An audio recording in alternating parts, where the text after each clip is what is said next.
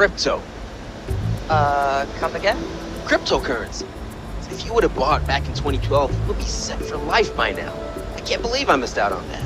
That's your big regret in life? I've always imagined the classic Wall Street trader to be your typical handsome fella who knows how to handle the cross stick in a non-disclosure agreement. But lately it's come to my attention that the real wolves of Wall Street are not charismatic Buck Mason bros, but instead this army of reclusive dweebs who are pulling in fat salaries and wrestling with complex mathematical algorithms that would make my old buddies on the trading floor commit seppuku inside of a just salad. Learning about Quant's folks has truly turned my world upside down. But when people say Quant, they're probably referring to the most famous types, traders and researchers at fancy hedge funds and investment firms like Jane Street, Citadel, and 2 Sigma. These quants use financial models to try to pin down the future values of securities, commodities, currencies, and all types of financial products, and it's a job usually given to young people fresh out of top-tier schools and seasoned from years of math competitions and Adderall. And it's these peeps who generate a lot of moolah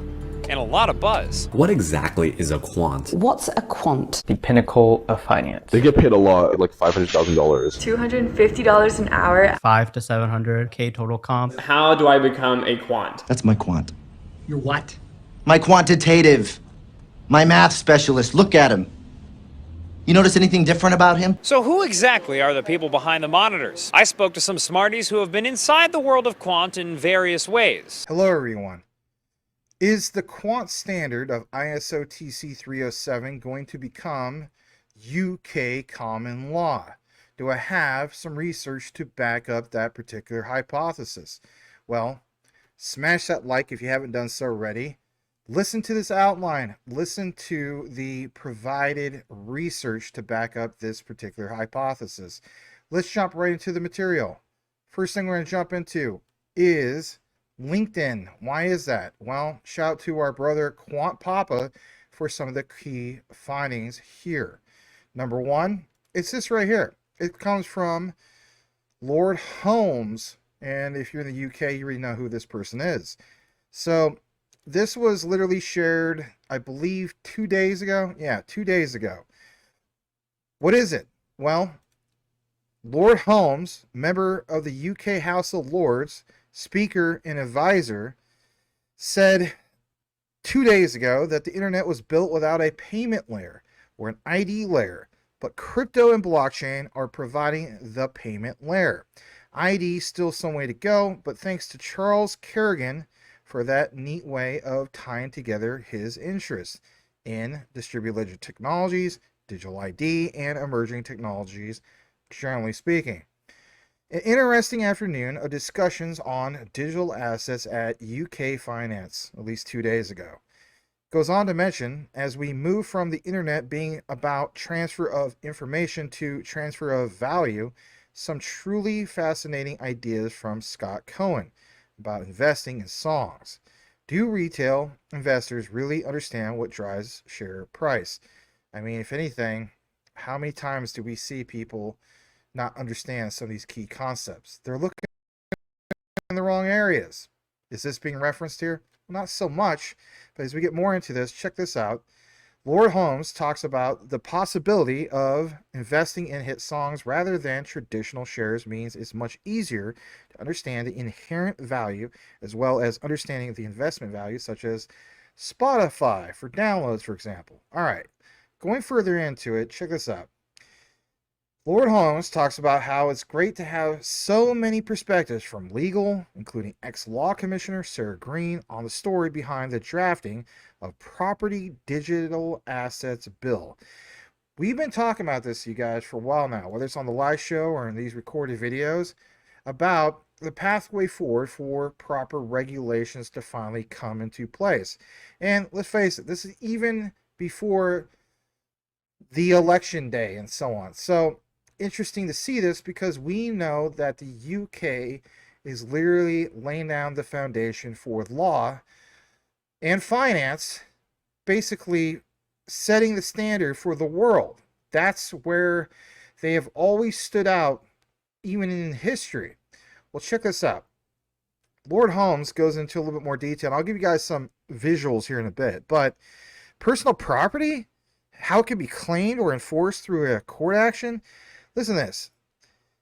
He goes on to mention that, traditionally speaking, it's been recognized under the law of England and also Wales to regulators and head of payment strategy, of course, over at the Bank of England, and talks about the need for clarity of purpose, whether that be secondary innovation, objective, or a primary financial stability objective to payment providers, delving into, for example, retail use cases and, of course, the need, like I mentioned earlier, about definitional clarity and the desirability or a focus, or of focus, I should say, on user experience and skills.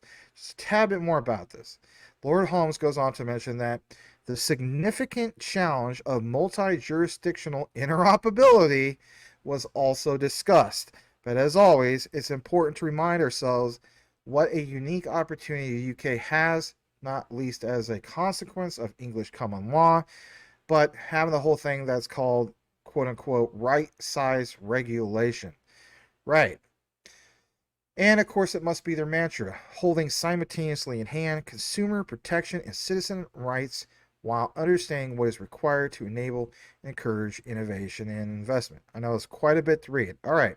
I want to show you guys the significance of some of this, like the visuals. Okay. So you see this panel of these key people meeting up with, Lord Holmes. They're discussing some things. Okay. And we get further into it. You clearly see some things. And if anything, you probably already caught it, which is cool. Good for you, right? And, some pictures. And there's, of course, Sarah Green. And, I think I referenced her in the past. But check this out. Again, the screenshots. Because when you get more into it, understand this. Big people meet for big reasons. And more importantly, it's understanding, again, some of the things in the background. Focus on the gentleman on the far left. What's behind his head on the monitor. Because when you get more into it, as the saying goes, even with charts, when in doubt, zoom out. Well, how about this? When doing research, zoom in. Because you see on the monitor, plain as day, well, not super plain, but it's a little bit of a glare, a perspective on new forms of digital money. And how many times have we heard Gilbert Verdian talk about programmable money? Bottom right corner, you see that this is sponsored by, of course, the Quant network. Plain as day, nice find, nice zoom in from Quant Papa. Now check this out. Just in case you're one of those people, you feel as though this is the only time you saw any mention, or actually doesn't even mention Quant, right? It just shows it on the screen and you're like, I don't know. That's a stretch. Max, you're going to have to do better. Hey, I'm with you. Shout out to Quant Papa once again, because he pulls up the past. Why do we do that? It's to confirm and solidify the findings. Gilbert Verdian talks about how he is in a meeting at Houses of Parliament with Lord Holmes and Margot James, working on distributed ledger technology for the public good. Gilbert also goes on to mention very good collaboration between the government, industry, and academia to action. Looking forward to working further. More importantly, is to understand these old pictures. And yes, this dates back to May 23rd of 2018. But again, Gilbert Verdian, Quant Network, and who do you see? Front row center. Once again, it's Lord Holmes. And you see some of the pictures. And it's like, interesting. And of course, you see the agenda back then. House of Lords roundtable discussion on distributed ledger technologies for the public good. So, interesting to see that. And more importantly, the meeting will be chaired by Lord Holmes. So, we've been there. We've done that. But again, let's just kind of zoom back in because, boom, you see him. That's the same guy. And more importantly, this all happened, right? And also, check this out. More of a recent picture. Lord Holmes of Richmond, MBE, House of Lords. Chris is a passionate advocate for what? The potential of technology and the benefits of diversity and inclusion. And, like we know, he's a very influential person when it comes to the House of Lords. All right.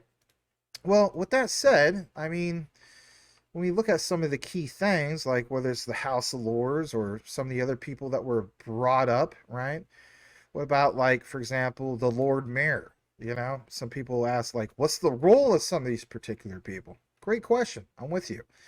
The Lord Mayor of London serves as the head of the City of London Corporation. More importantly, the governing body of the square mile.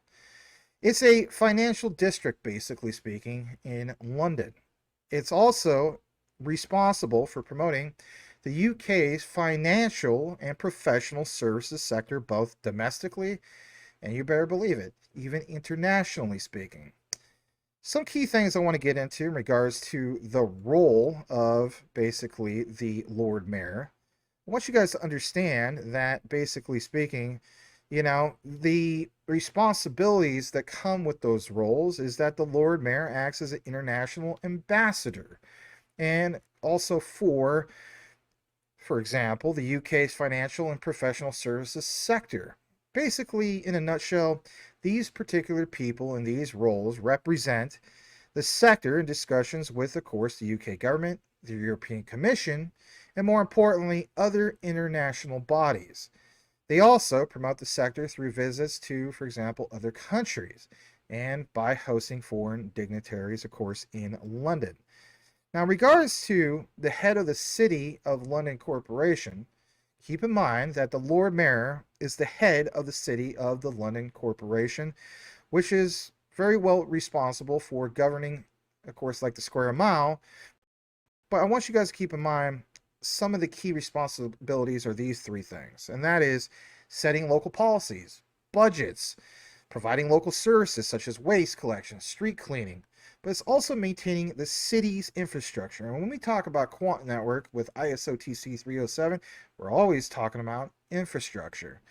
So while it has ceremonial roles and whatnot, understand that these people, of course, host banquets and receptions, of course, for foreign dignitaries. Again, back to what I always said, birds of a feather flock together, but they talk about policy, and they talk about, for example, their infrastructure. They compare their infrastructure to other foreign dignitaries' infrastructure. So they kind of, you know, talk about things to spark conversation, but it's more than just that.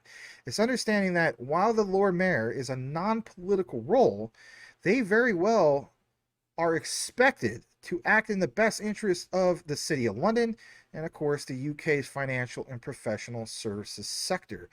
These things shared in regards to Gilbert Verdian being involved with this in the past and so on, and to see this even recently, 2 days ago, I think speaks volumes moving forward for the Quant Network. So with that said, this is not going to be a super long video. It's just a quick little update to let you guys be informed on what's really going on. If you follow this stuff closely, don't just follow stuff only on X. Dig deeper. Go to places like LinkedIn. So I'll give you guys more Quant updates. There's a lot of material to get into. And if anything, thanks for tuning in. Thanks for listening to this. And I want to state this. Follow and support people that, you know, represent the tokens and coins, the coverage, right? The research and so on. So shout out to Mind Crypto, Channy Harrell. There's quite a few other people out there, but I'm not the only one covering Quant, and I'm glad that I'm not. So with that said, shout out to those brothers. Won't keep you guys any more further. If you listen to this outline, simply just do me a favor and type in this, CL, as in UK common law, and I'll know that you listen to the entire outline. Thanks again for watching. We'll see you on the next one. If managing your crypto feels like solving a puzzle, it's time to switch to Decent Wallet. Say goodbye to complicated setups and hello to Decent Wallet, the hassle-free solution to your digital currency needs. With just a few taps, you can manage, track, and secure your crypto with unmatched ease. And here's the best part. Grab your Decent Wallet at a discounted price by using the referral link below. Don't miss out on making your crypto experience smoother and more secure.